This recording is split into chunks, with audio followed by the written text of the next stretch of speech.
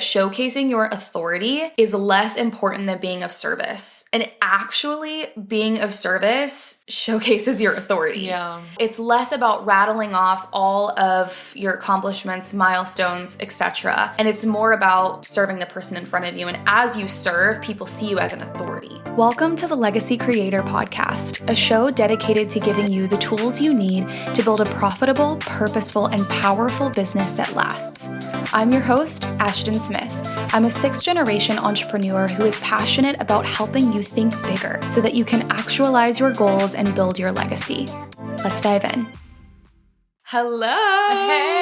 Hey. Welcome back to the Legacy Creator Podcast. If you are watching on YouTube, please just ignore how, cozied up we are to each other. We have to use one mic today. It's all fine. We all know technical difficulties. Mm-hmm. The series of unfortunate events before this episode were just unreal. I mean, you were a little bit late. We couldn't get the mics to work. I offered Jordan some espresso to make up for the troubles of the morning, and then she burnt her tongue immediately on the espresso. Literally. And here we are. But I'm so excited for this episode. We had the best time outlining this. Yes. We were like, this is going to be good.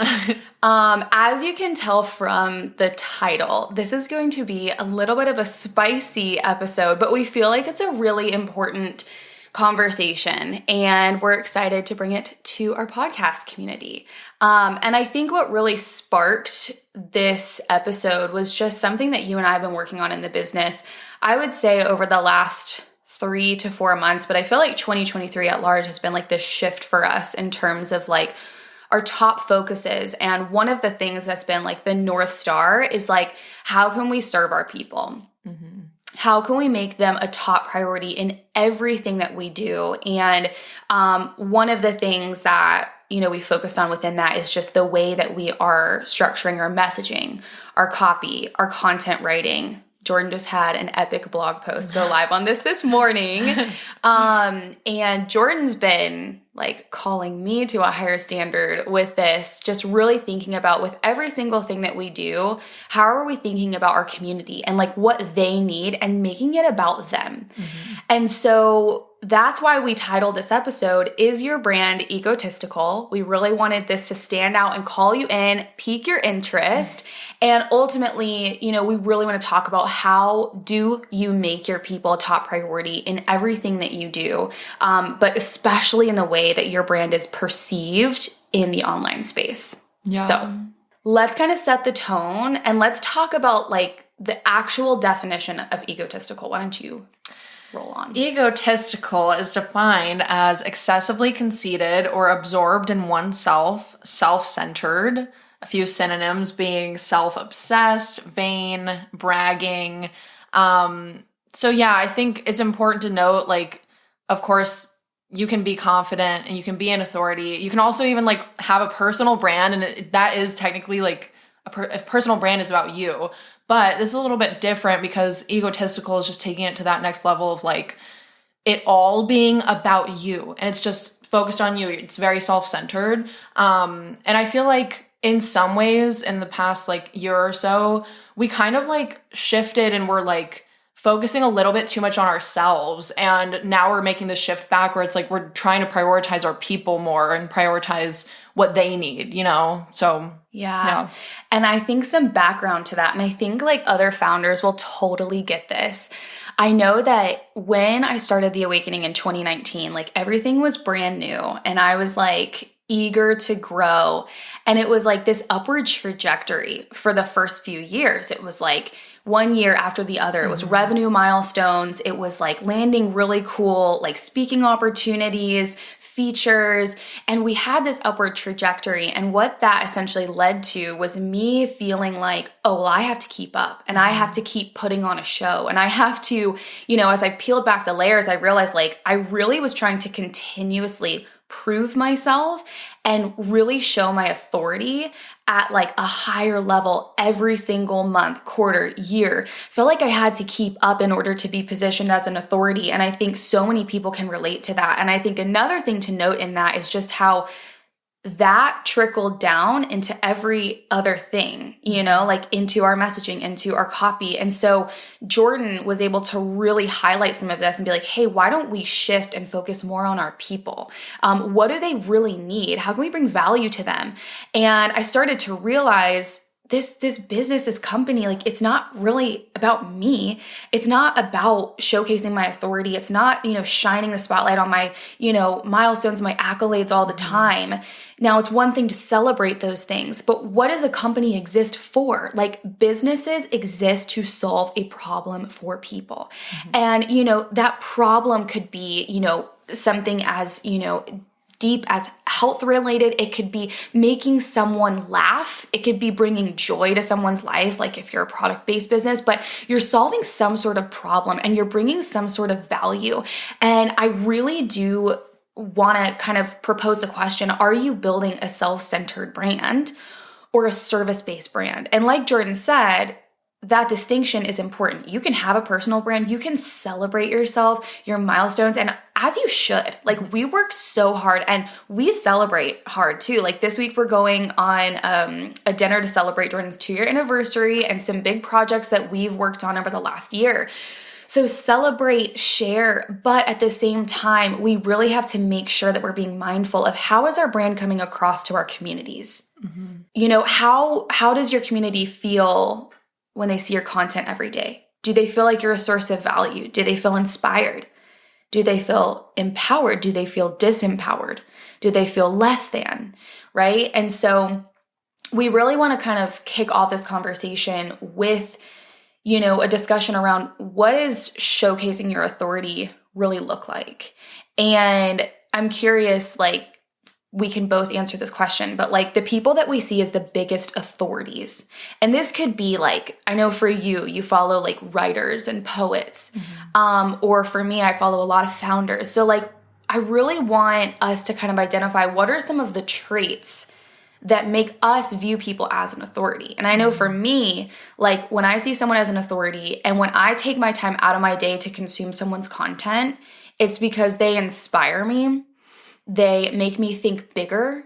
They don't make me feel like shame about myself. They don't make me feel disempowered, but they have this like empowering energy about them where it's like, hey, I did this, you can too type of energy. And I know that that's something I want to replicate. I don't know if anything comes up for you. Yeah, I mean, I was just thinking about like authority figures in general that like in my life, and I just think like personally for both of us, we probably both think our dad is an authority. Like, I don't know, I just see him as like an authoritative kind of figure. And it's like, he just, I don't know, I can't think of like specific qualities, I guess, that come to mind, but he just like is an authority and he leads from that place. And he's always been like of service to people and trying to solve problems for people. And that is sort of like authoritative in my mind. But he's also like, I've noticed like he never tries to prove his authority. He never tries to prove it to other people or say like, I'm an authority. Like he just is. And I think that's a really big like distinction there, because I don't know, I think sometimes, especially in the online space and kind of in our network of people, I guess, that I've connected with, I feel like it can be easy to feel that fear of like, maybe people don't see me as an authority. Maybe, being like self-made and you're maybe an entrepreneur, you're a solopreneur and you're doing it on your own. Maybe you can feel like lesser than maybe if someone else like came from corporate and you're like, well, I'm not like this person. And you can kind of fall into that like comparison game. Yeah. But it's like what really makes an authority at the end of the day. And I think tying it back to dad is like, he has such a servant heart. He's so generous. He gives without expecting anything in return. He empowers. And so I think, again, like I propose that question to our listeners, like, who do you see as an authority and why?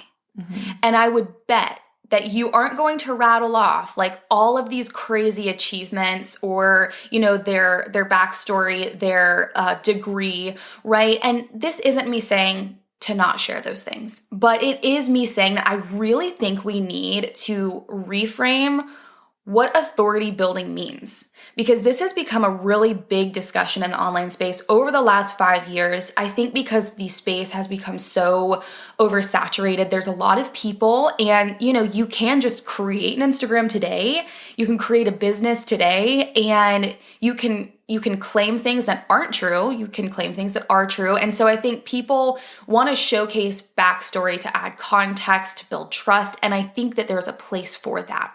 But I do think that there is a time where we kind of overstep, and then our entire brand and all of our messaging and all of our copy, it's just about us and essentially showing what we do, what we can do, our milestones and accolades.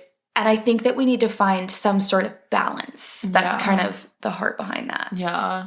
Because I think that we are big advocates for celebrating milestones and accomplishments and things like that. We're not saying that you should just ignore those things and never talk about them. But sometimes there's a way that you could do that when it maybe is more focused on your people. I think a lot of it comes back to messaging and just prioritizing your people and really thinking to yourself, how can I best serve the people in front of me? And that's something we have been making a lot of changes over the past few months. And something that's been on my mind consistently is whenever we're making any sort of content for Instagram or whatever, I'm constantly thinking of putting myself in our ideal clients' shoes, our potential clients, people in our community, and thinking about what are they seeing when they read all of this? Are they getting something out of it? Do they feel seen? Do they feel heard? And that's been a top of mind for me lately. And I think for the both of us, because we're just I think we've always been about service, but we're making it even more of a priority and just trying to serve the people around us. And even with an Instagram caption, any little thing that you can do to best serve your people, that's really important. So yeah. How can our people be seen? How can they feel supported and inspired? Imagine with me for a second. It's Monday morning. You sit down at your desk with clarity, confidence, and peace of mind. You know exactly what to do in order to move your business forward in the form of impact and cash flow. This is a reality for so many inside our Awakening membership, and it's possible for you too. If you're ready to effectively structure your time, actualize your goals without the burnout, and amplify your impact and revenue, our membership can help. As a podcast insider, you can join today and get half off of your first month.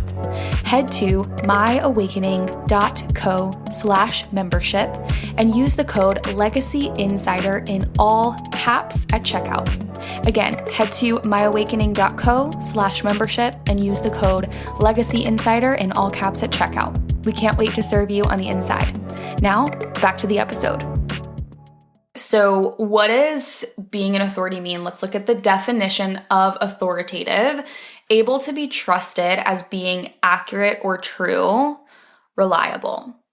And I think the biggest thing that stands out to me there is this element of trust. And so then we have to ask the question okay, well, how do you build that trust?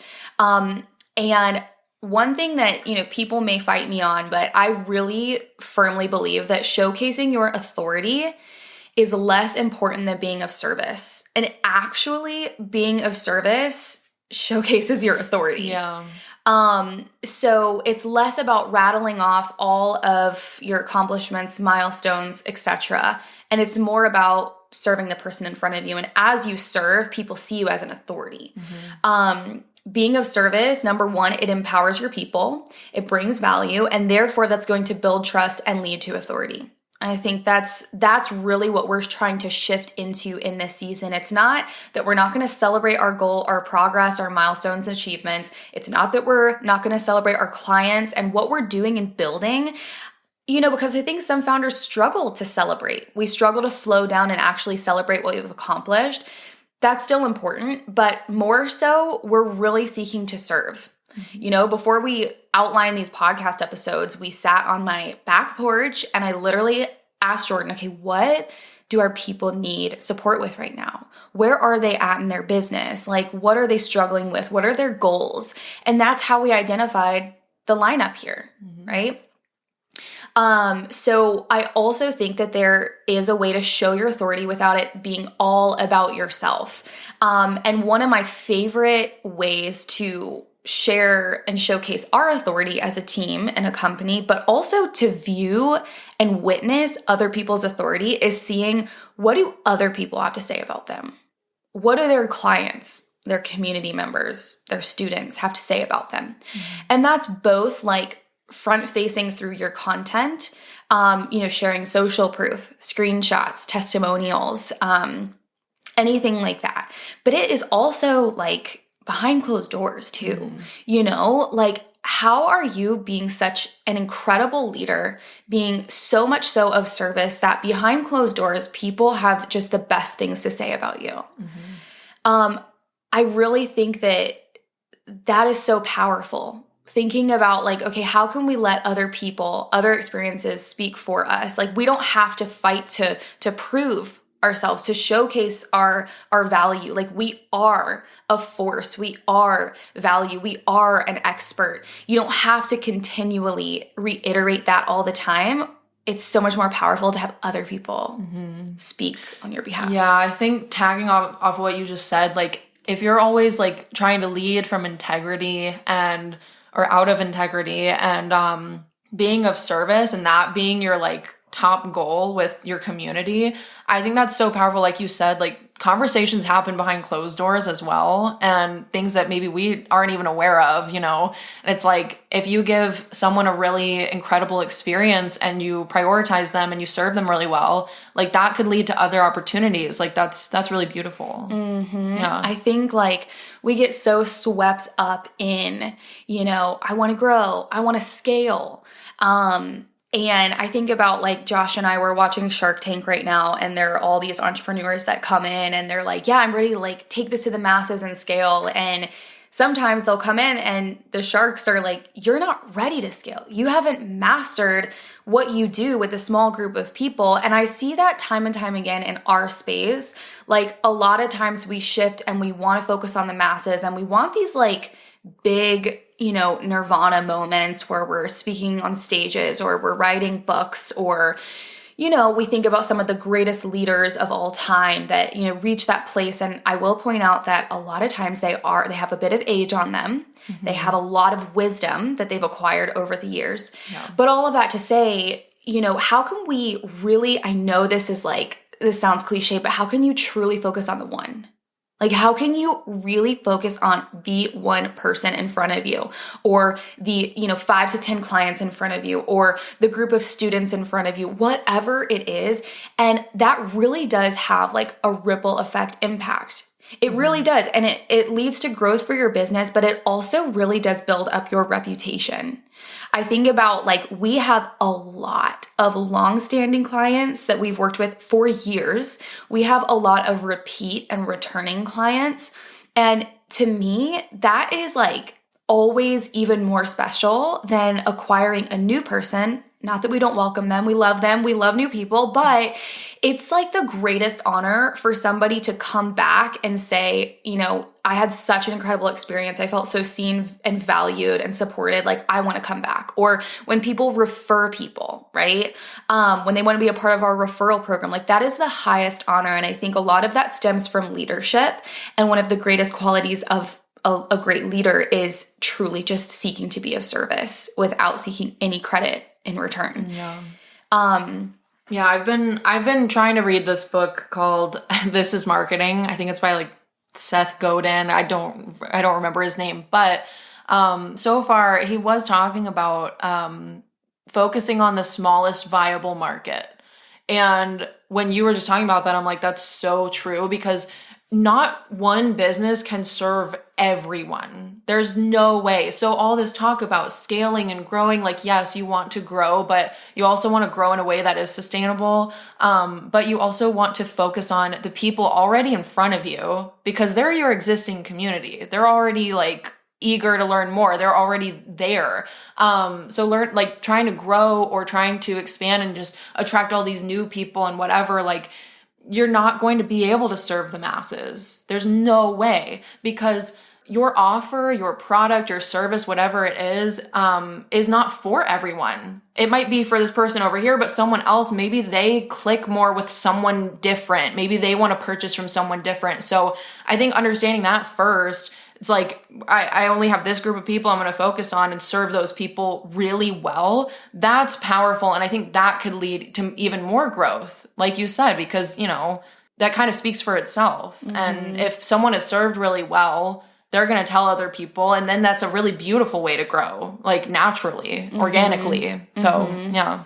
Yeah, we tend to focus on more, and we think that that's the answer. But in actuality, it is focusing on the one in front of you. And it is equally as powerful to repel people as it is to bring people into your sphere and into your community. And I know I'll be the first to raise my hand and admit that, like, there have been times in my business where I felt like I needed to be everything to everyone in front of me. I needed to know how to do all of these, 10 to 15 different things. I needed to be an expert in all of those things in order to be an authority. And then you get in this loop. But actually, there's so much power in knowing what you bring to the table, what your team brings to the table, and being so firm and unshaken in that, in your messaging, in your presence, so that you can call the right people in, you can repel the wrong people. It's not about being everything for everyone. Yeah. So, I think at the end of the day, like, we collectively, like, as a team, we just feel like it is time to focus less on you, less on us, and more on our people, right? And a lot of this is done through your verbiage. And I really want Jordan to riff for a minute here, because this is really where we started to get into the trenches of this concept in our business this year through messaging and, like, really considering, okay, how can we not necessarily niche down, but how can we stand so firm in, like, what we're known for, and through that be of the best service to our community.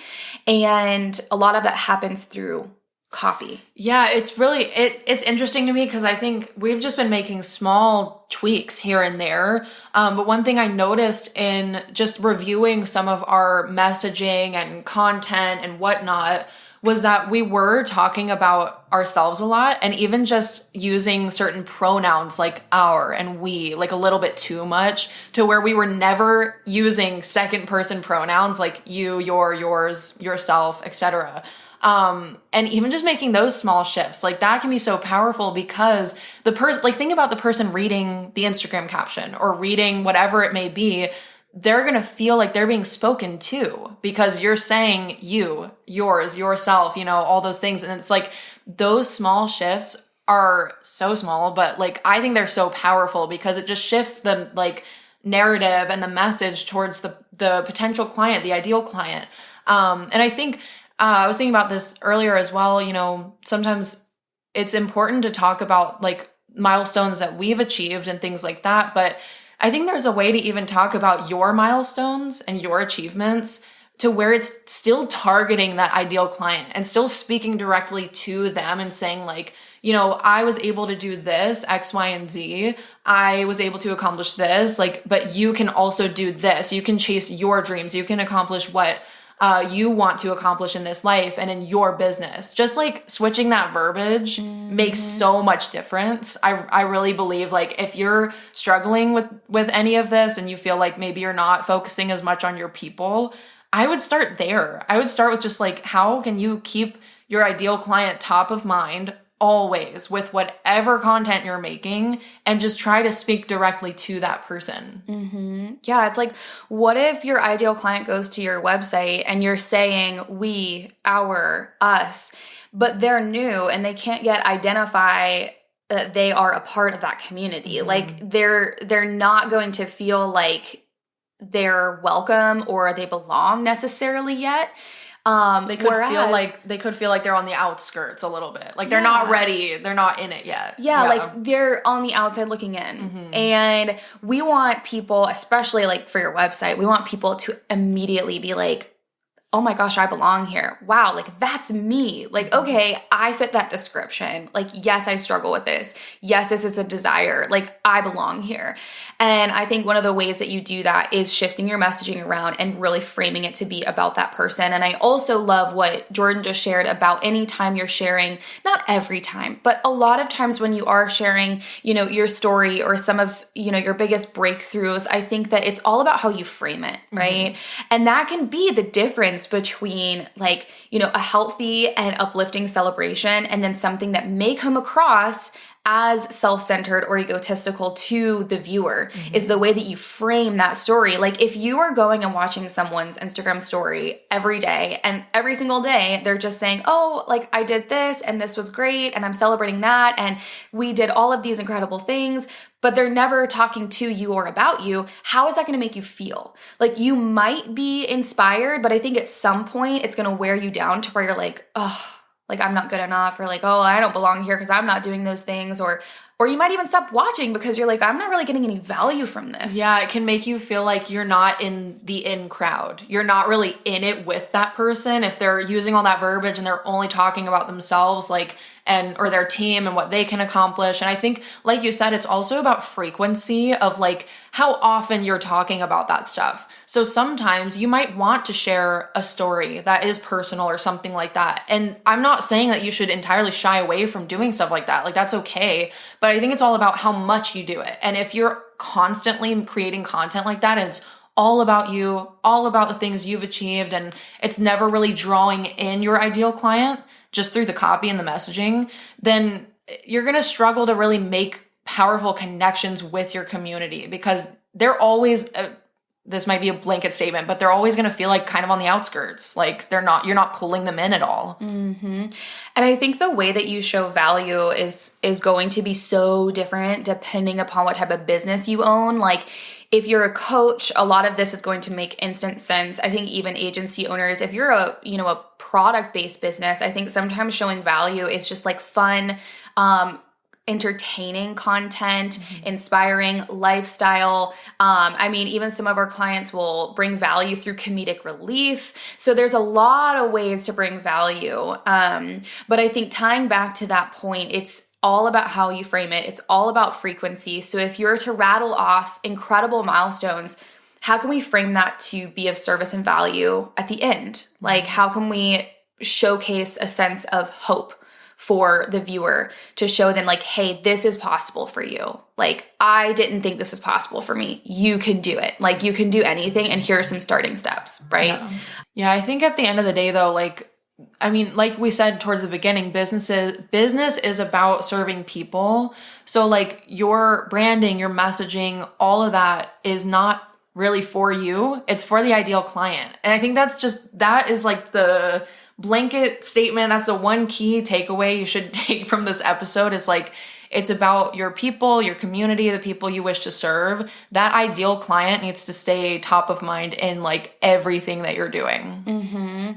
And I think there is an important distinction because you do have to lead with like vision. You have to lead with what you're good at, with what inspires you. Like, I think the best leaders and founders, that's what they do. They steer the ship forward. But at the end of the day, the thing that like keeps the momentum going is you serving the people in the community, right? So we have to, at some point, go beyond, what is fun for you or inspiring for you. And we have to really think about, okay, how are we bringing value to the person in the community? And, that's why the best copywriters, the best brand designers, they're going to ask you about you, but most of their questions are actually going to be about your ideal client. Like when we got our brand designed, I remember I spent hours like riffing on our ideal client and what resonates with them, like where they're at, what they seek from us.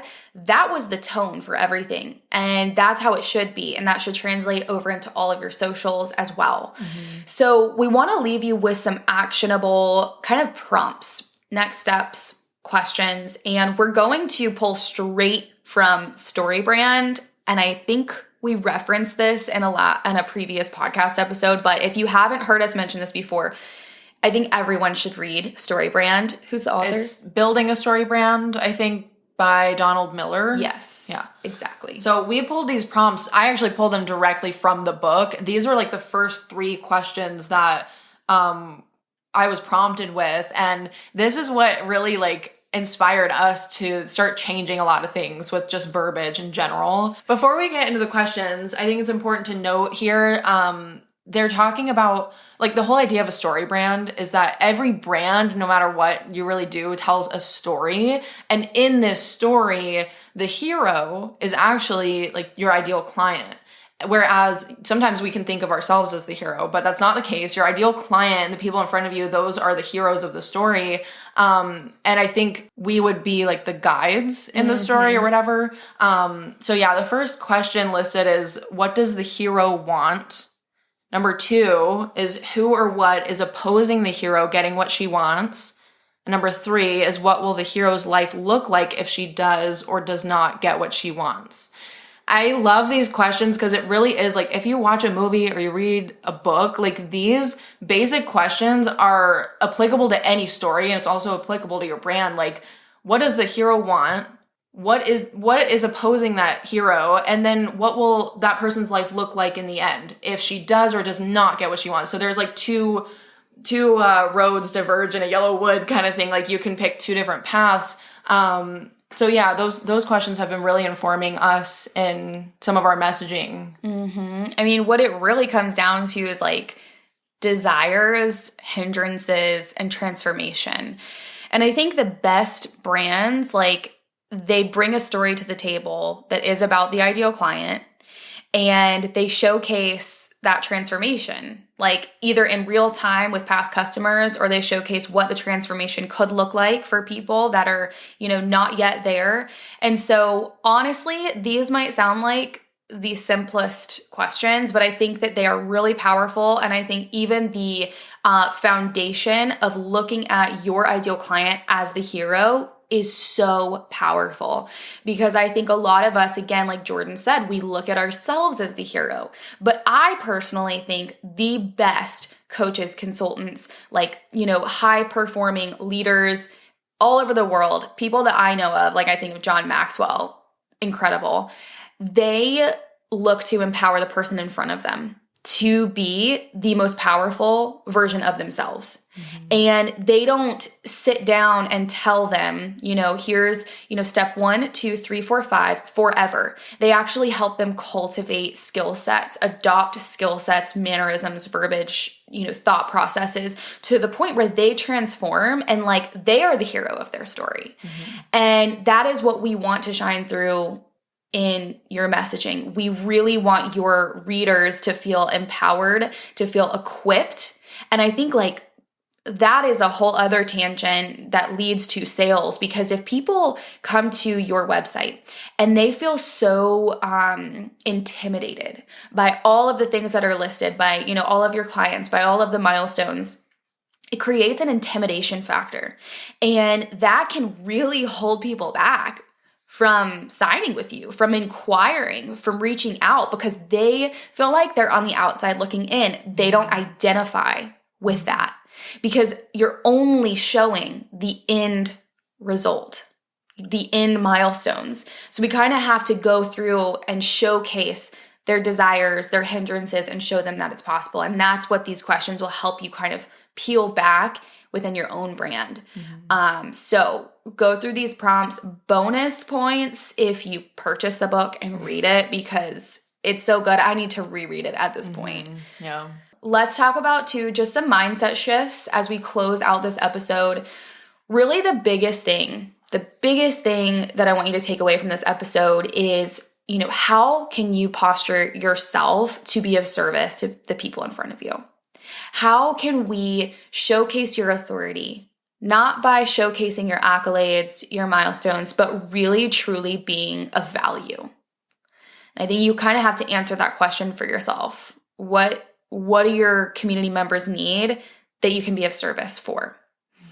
And then like Jordan said, like she is my North Star with content right now, because she's like, okay, what content is going to be helpful for the ideal client? What do they need to hear right now? And how can you speak directly to them? And, she will like hold me to that standard. She'll ask me those questions. She edits our copy. I think that, maybe we'll do a future episode on strong copy and content writing with Jordan. But for now, check out the blog because we have something there for you if you want tangible insights on that. But really get into the mind of your ideal client. And one of my favorite ways to do this, and I literally do this and work on this with every single one of our clients when they're working on messaging. We go through prompts to tie into and get connected to their vision, right? Their differentiators, but we really dive into their community and we go into any market research, any inquiry forms, any feedback forms that have been filled out, testimonial forms. We even sift through like emails from ideal clients, Instagram messages from ideal clients, and we literally compile that data into a spreadsheet, and you have an entire sheet with words exactly as they are from ideal clients. They're not filtered through your own verbiage. Now, some of that you may have to edit, shift, tweak to make it digestible and easy for people to read. But if you want your ideal client to feel seen in your content, I swear by this, go look at what your ideal clients, your actual clients, your past clients say, how they talk, what they say that they struggle with, how you help them.